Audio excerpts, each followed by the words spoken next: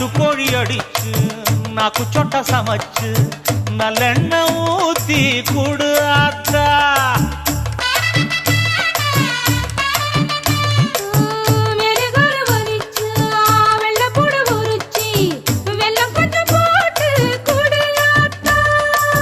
பச்சை உடம்பு காரி பார்த்து நடக்க சொல்லுங்க.